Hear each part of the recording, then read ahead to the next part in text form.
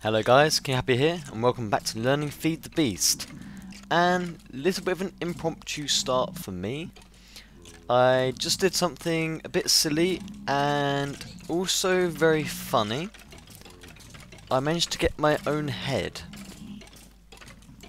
Yep, so if you look on the avatar, I get a slightly bigger head with it on. Now how on earth did I do this? Well, two things actually. This sword, the Zephyr, that I made last time, actually it's the second one I made, deals damage around you to multiple targets, and it was suggested it was good for mob spawners, so I thought, no, might as well give it a go. But when you hit too many targets, it gives a recoil effect, so I accidentally killed myself by hitting these too many times, and look at the messages, King Happy was slain by King Happy. And because this is a Vorpal 2 sword, I happen to get my own head first time. So yeah, that's a one for the trophy cabinet, I think. I don't want these to kill me either. Ooh, not back 2. Is that mine already? Yeah, so I have died to these a couple of times doing some tests, as you can see. And I set up a little zombie brain here, just some experience, and I'm just grinding out some levels. I did die and lose some stuff, so I wanted to just re-enchant everything. So I got some protection ones from dungeons actually, and I'm trying to mine out loads of dungeons to get my focus matrix, to start upgrading the routers. But in case I don't find one of them for today's episode, I'm going to be doing some other stuff, so I'll be back to you with some enchantments I think. Okay, so first attempt after some grinding, and I really hope for a repair, because I really want it on a pickaxe. Protection 3, not bad.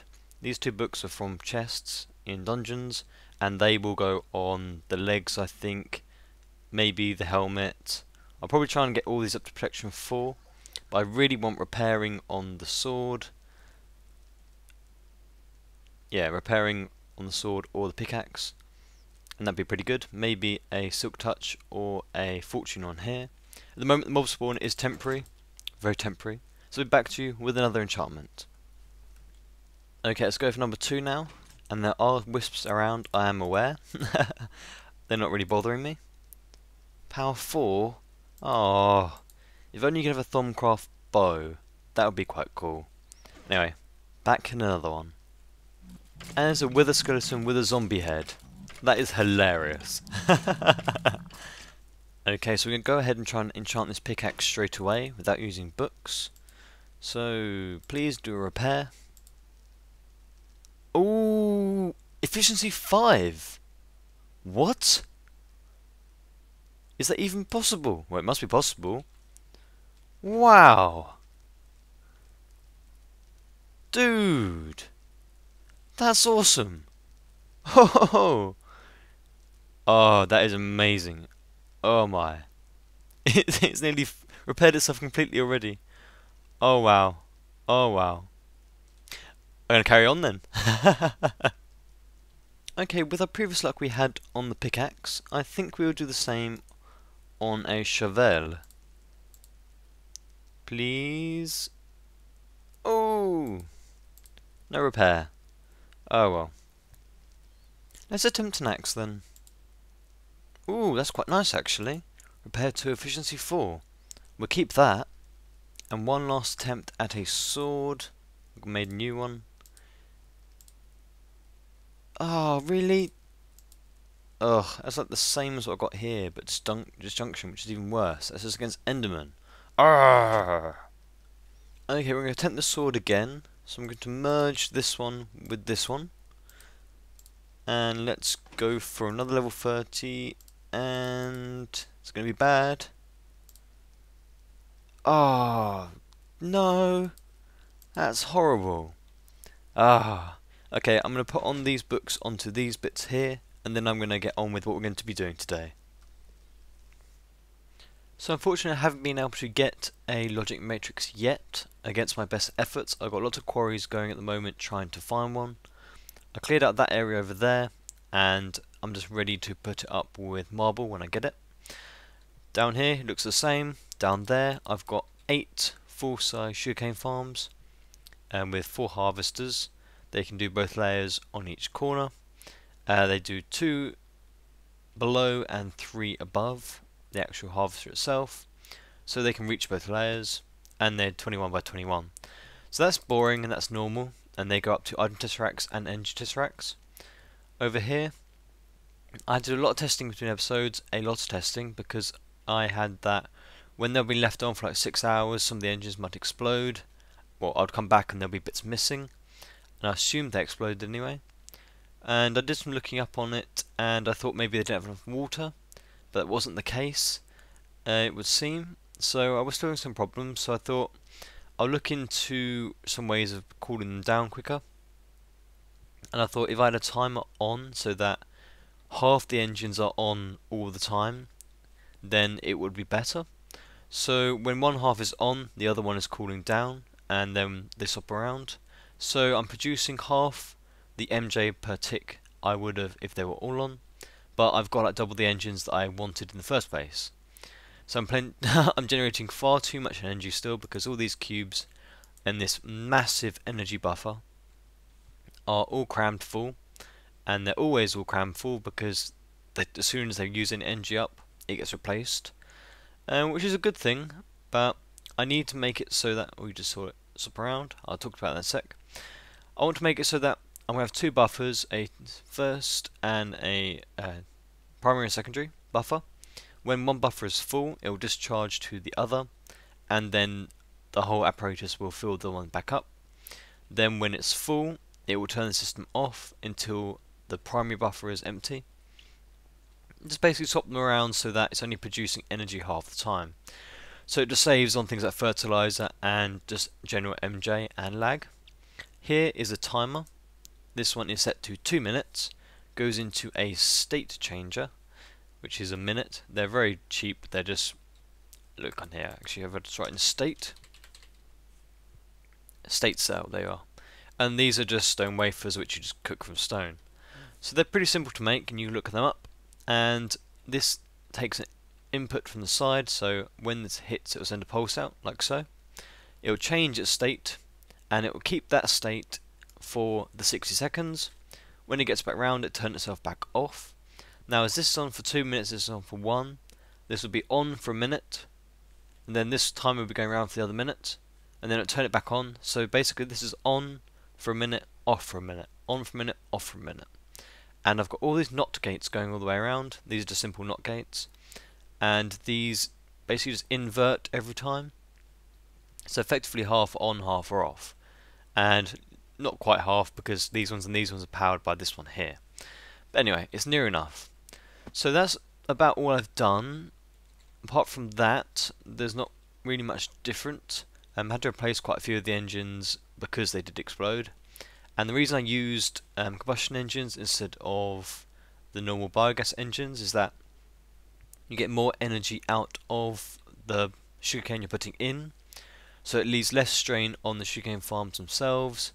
And also from the engines, the wiki all say that the engines are most expensive out of all 3 of the ones for that mod, and the biogas, the combustion, and I think it's the steam. It's not quite true because iron is far more abundant than copper, so I would value iron at a much lower level. So that's why I've just used the iron for it. It's much easier. So lovely head. What we're going to do today then? Today we're actually going to be looking at a couple of side projects while we're waiting for this focus matrix thing to come through, logic matrix, and then I can upgrade the routers. But for now, I'm just going to show you this. There you are, 2 and a bit stacks of UU matter, and that's just been idling on my blaze spawner. Blaze spawner's turned off at the moment so you don't listen to it. But yeah, that's going pretty well. I'm very glad I set that up really early on, and really worth it. And every one of those UU matter makes, oh yeah, 7 UU matter makes 1 iridium. So there's quite a few iridium over there I can use if I want to. So I could actually go forth and make myself quantum boots, legs and helmet, probably, but I would rather save it for the moment to get everything else running, because those massive engines down there will be hooked up to the EU system, and I'll put the EU system in as soon as the router's all ready so that I can really power those engines, because I don't want to keep suffocating the system if all the engines are converted straight to EU and lava and leaving nothing for the MJ system. So really sort out the input for that first, and that needs farms and routers, and I'm not ready for that yet. So that will be soon, but not quite yet. At the moment I'm still using this EU from these. But anyway, I have stumbled across a big problem so far, and I haven't wanted to use ladders or any sort of thing to get back up and down from my hole in the ground. And that's because these jetpacks keep running out of fuel for me. And recently on YouTube, a couple of my subscriptions have shown that they've gone ahead and made their own recharging stations, so they can throw them in an ender pouch or an ender chest or such and recharge them and come back. And I had a look at some of the systems that they were using, and I thought some of them were a bit cumbersome and overcomplicated. So today I'm going to have a start at going at my own design. I want to use some gates and quite a simple little thing, hopefully. So I'm going to set some things up for some tests, and I'll be back to you to explain what's going on. Okay, so this is the first thing I came up with, and all I've got is a white, green, white ender chest, a emerald pipe, which I'm going to put a Antarctic gate in there in a second, goes to my MFE, goes to a iron and gate, goes to another ender chest. Now, the principle will be, I put an item into one ender chest, like so. The item would then go through into here. When it's finished being charged, then it will be extracted. So let's see how this works if I just take that back out. And what I've done in here is you can sort items, so I've put in to only extract jetpacks, nanosuits, and hopefully we'll try and see if these will extract them even though these will have different damage values from these. So if I just put in the Antarctic gate, we're going to put it on all sorts of options, so we can just go on items in inventory and then pulse. Now these Antarctic gates are amazing because they can pulse, and if you can pulse it acts as a redstone engine or an electric engine pulse, same thing. So if I go into here now, oh by the way, you can just change an ender pouch by just right clicking it onto an ender chest, and these ender pouches are quite cheap. Oh, where's gone this one? So I've got loads of blaze, loads of ender pearls, that's all fine. And then all I'm going to do as well, because I'm using two ender pouches, they're a bit more space consuming than some other things, so I made this canvas bag. So I can just store everything in there, as well as other things as well, and not need to worry about it. Unless I lose the bag, of course, but I can just put both these ender chests, their corresponding bags, pouches, into here, and it's the same as one slot. So I won't need this very often, but when I do, it's going to be well worth having around, especially if it's just in a couple of slots in my canvas bag. The canvas bags are what was actually suggested to me to make really early on in the series, and I'm sorry that I didn't make one because they are amazing. They're really, really cheap. All you have to do is get some string and some sticks, and they're basically another whole inventory. Amazing. Brilliant. And you can have lots and lots of these bags, so they won't mix contents, so you can just have a ginormous amount of inventory on you. So thank you for that. Back then I went and looked at it. So we'll see how this works, remembering that these have different damage values in. This was working fine just having a normal wooden one.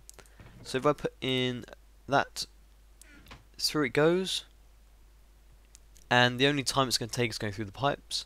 Can't really shorten that. It's going to charge up, it's now charged, and it goes back. Now it should come out the white one, so there it is, and you can see this chest opens as I open this one. And I've got the other ender chest out, ender bag, pouch out as well. That one opens. Pretty cool. So that charged up a different damage value of that. Let's try in the nanosuit leggings. Is it going to go? It's not going to go. Oh. Let's try this one. Maybe it had exactly the right damage value. Well, we stumbled upon a problem, haven't we? Maybe I need to go back to a normal wooden one. Because I was using the emerald one because I thought, you know what, if I accidentally put something in here that I don't want to be charged and it comes into here and doesn't have a value to charge up, so if I got... They wouldn't go in there, would they? Let's see that actually. If we remove this and just use a wooden one, same setup but just a wooden one so it's not filtered, take them out. If we put an Antarctic gate in there and we say items inventory pulse. Now the inventory normally looks at this, so if I put one in there, then it pulses, and it didn't let it charge up either. Oh, that's strange. Okay, no, mate, that's looking at this one, isn't it? Ah, yes. When that pulsed, it pulsed and pulled it from here, but it's looking at this chest, I expect, because the charging item was full and there was items in the inventory, which that would have fit the profile. So let's try that in there. It'll pulse it, pull it out. Through it comes. So that will charge up now. And I'm not going to do more than one thing at once, obviously, because it probably would fall out. And no, I'm the only person here, so it's not going to bother me at all. And out it goes again. Is it charged? Yep. So if I put an item in here that shouldn't be charged, see, there it goes. I expect it will just pop out the side. Ooh, it went through. Oh, that's interesting, I guess. It goes straight through. That could be really useful. I'll put a couple of things in here that I don't want to lose. I was expecting it to be thrown on the floor, and then it would despawn.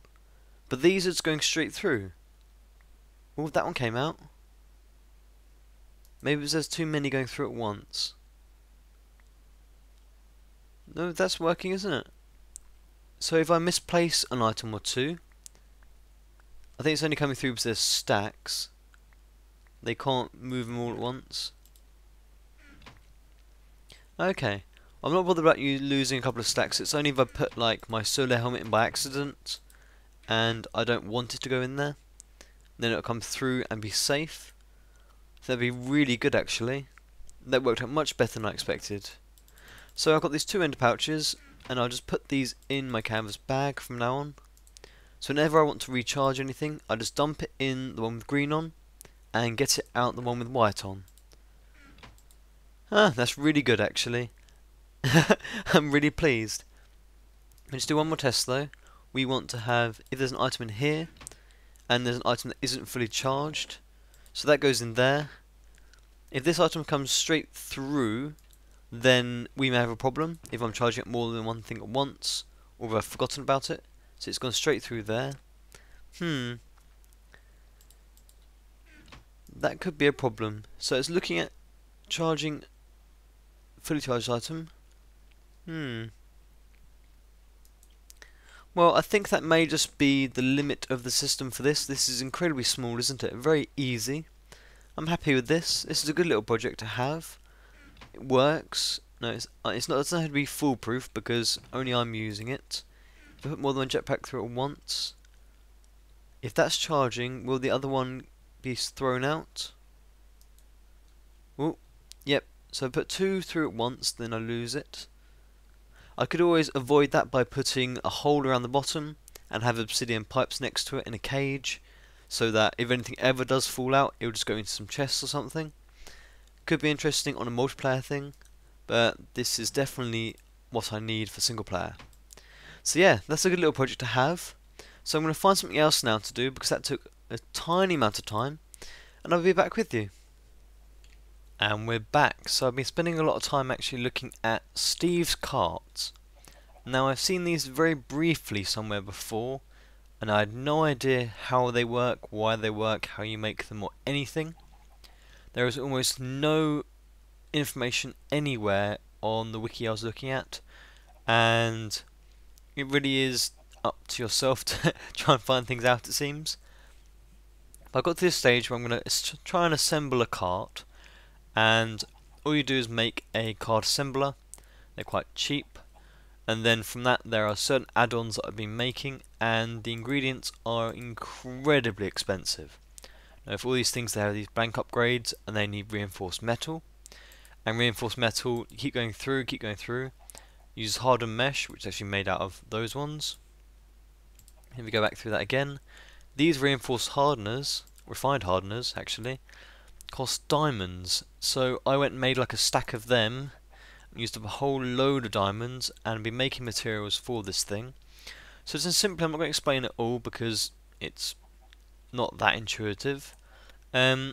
Basically you can make a hull for your cart. If you're looking hull here, there are 3 different ones you can do. They are wooden hull, standard hull, and reinforced hull. And they've got different things on here, so modular capacity, modular complexity cap, maximum engines, and maximum add-ons. So that's quite useful to look at. And then when you put it into this, you put your cart in and it will tell you what you can use on it. This is the reinforced hull, so this is the maximum capacity. So all of these slots are for, well, they just appear basically, so you can use them all. If you had a smaller one, then you wouldn't have all these options. Now I'm trying to go for some sort of tree farm, because the whole point of using things like apple juice in the fermenters would be you'd have to have a tree farm to have it. And then if you had that tree farm, then you could use the apple juice and get a higher output for the same amount of sugarcane or saplings. And these are, no, they use energy, they use fertilizer, and you don't really want to be using it all the time. The managed farms of these are very nice, we've got on the server, and I may look at doing that, but I really want to see if there's an alternative. And these things take coal as well as solar power. So what I've done is been looking around for this, and I've got a coal engine which is really cheap, and I've got a compact solar engine. Now solar engine is a bit more expensive, but they're not that bad. And this is just showing you a GUI of what you can do with it. So this so far says that they're saying what the properties of the cart are and total cost. Now if I take these in and out, they take longer or shorter times depending on what you're putting in. And if you look on the GUI, it shows you what's going in and out. Now if you add things on, I try to add one that isn't compatible. It will tell you what things you can and cannot fit on. See there, this storage would cover the side solar panels, so you can't use it. So it's quite intuitive there. You put fuel into these slots down here, and the fuel meter goes up. It says 4,000 is the maximum it seems. I don't know if there's a GUI afterwards to refill it. And I've made one of these cargo managers, and I don't know what that does yet either. So I'm hoping this is some sort of thing near what I want. I may need to reassemble this or something. But I've got a woodcutter in it, which is quite cheap, apart from needs 5 diamonds. A little bit of extra storage. It only gives 6 extra storage. No, it doesn't. That's total cost. I don't know how much can go in those top chests actually. Didn't think of that. Doesn't say. Add-ons I've got is height controller. There are a whole load of add-ons. There are a list of a couple of these things on the wiki, so you can search them in lot of items and have a look. I don't know what it does, but we're going to make it anyway. So I think this thing here, I can't see the rest of the GUI because I don't know why they haven't got it fit correctly. So I'm going to try and assemble this, and it's going to take 23 minutes. So is it just going to pop it out? I guess it's going to pop it out. Oh, okay, it's using fuel to make it. So if I put more fuel in here, will it go back up? I guess not. Maybe it just takes that amount of fuel to make one engine. Oh, hang, there we are. So it's been another 23 minutes, so I'll be back when it's ready. Ah, it's not done yet. It got 13.65%, and it seems to run out of fuel. So I guess I've just got to keep adding in fuel the whole time. So this is going to take, what, like 8 stacks of coal? Wow. So I'll be back when it's done. Awesome, it's now finished, and I've tried to pull together a couple of things I think may work with it. So I guess let's pull it out. Yep. So I guess now I can place this down as a normal block. Oop, that means make it day. Okay, so yes, I set up a little track here, and the track is incredibly expensive. It's not the normal vanilla track at all. I don't even know if mine shafts even generate in Feed the Beast, not a new one anyway, I don't know. But for this, you have to make wooden rail beds and standard rail. From that, you have to make all sorts of bits of rail and stuff. It's really quite expensive. Yeah. So anyway, let's set up this little loop here out of this rail. I've got a cargo manager here. On the blue side, I've got it set to exchange saplings. Now, I've set it to continue along the tracks of transfer. Now there should be a track which stops it so that it can transfer the stuff. I don't know how to extract it from the afterwards, but I'm going to see. So first of all, I'm just going to put down the normal rail, and can I put this down? Ooh, look at him. He looks shiny. Oh wow, look at the solar panels.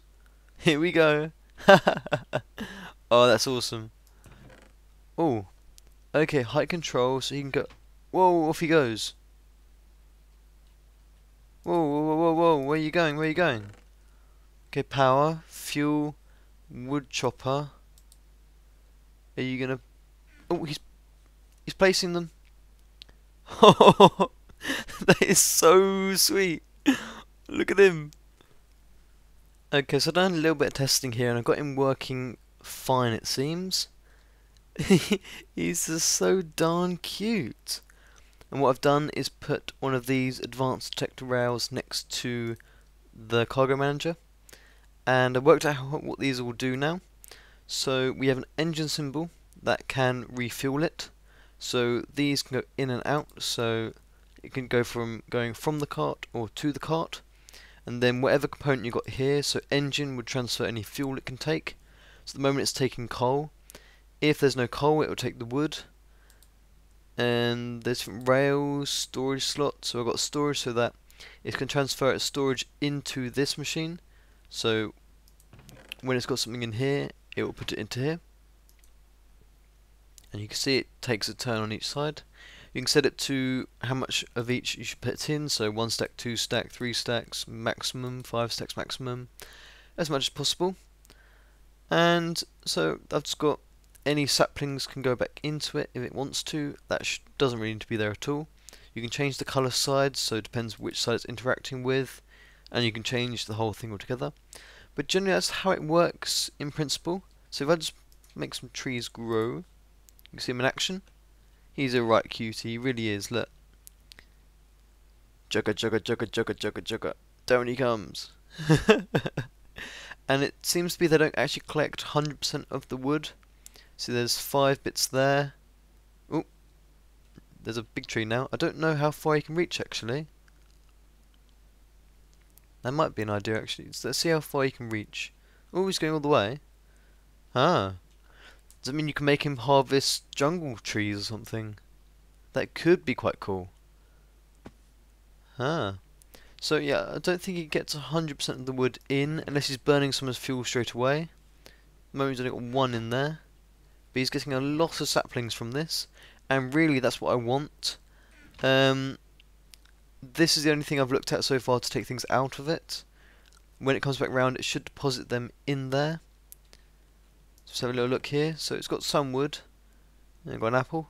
But we really want the oak saplings to go towards biomass if we can. So in they go. Oh, there we are. Comes in the storage. So we've got 21 oak saplings just from that, which is pretty darn impressive actually. It replants them automatically. Oh, it's brilliant, really nice. And all we're going to do is work out a way to filter things from this. So I'm going to play around with some emerald pipes, and I think we'll finish off the day with that. Okay, so this is really amazing. I'm having so much fun doing this. And I thought I'd put an emerald pipe on it with a filter for just these 3 things to be pulled out of, so it would leave the fuel in here. But it seems that the pulse in this Antarctic doesn't really work. It like pulls some out sometimes and not the other. So if there is something coming in, sometimes it will pull them out, sometimes it won't. So if I put it there, it might pull some through. Nope, so it's very unreliable, and it does work sporadically. If it puts a load of stuff in, a few things will come back out, especially if they're apples. So that's not really working. So I'm going to change this up, and also they weren't actually finding the right barrels, so I'm going to put these on here. So that's outputting a signal, but it's not turning the engines on, so something's definitely wrong there. But I really want the emerald pipe, so if I just put this back in, we have some of each in here. So we go oak sapling, wood and apple. They're the filters, and I'll just turn these engines on manually with a lever. But before I do that, if I set up a relay here and face it upwards, actually, how can you do that? It's got to go upwards, so let me get a screwdriver and turn it around. And here we are. And there you go. So that's going to send the items through the side of the relay through these pipes. But we want to put pneumatic pipes on because these will search for the correct barrel and not get flung out the end when they can't find their slot. Oh, tree grew right on me. Not a good thing. Yeah, didn't lose any pipes. Oh yes I did actually. I had 5 and now I had 9 together, now I have 8. Glitches. So I've turned these engines on. These should always suck out those 3 items from here. So it should start going down now. Oh, something came out. Okay, you can see them start coming out now. That's working fine. And they'll keep finding their correct barrels, and I'm just going to upgrade all of these for the sake of it. So yeah, we have a working tree farm. And the only input is coal. Now I could move this wood automatically when it comes out of here and cook it into charcoal and then refuel this. I think I can just put items straight into the top. I think. Have to play around with that actually. That might be a cool idea to keep refueling it. But yeah, I think that's all I have time for today, guys. We did some really interesting stuff, and then we got our charging station. We got our lovely little train. He's awesome. I want to make him lots of little friends. So yeah, hopefully next time I will have a logic matrix, so we can get on with doing some really big industrial stuff. But today's been fun, so hope you've enjoyed, and I'll see you next time.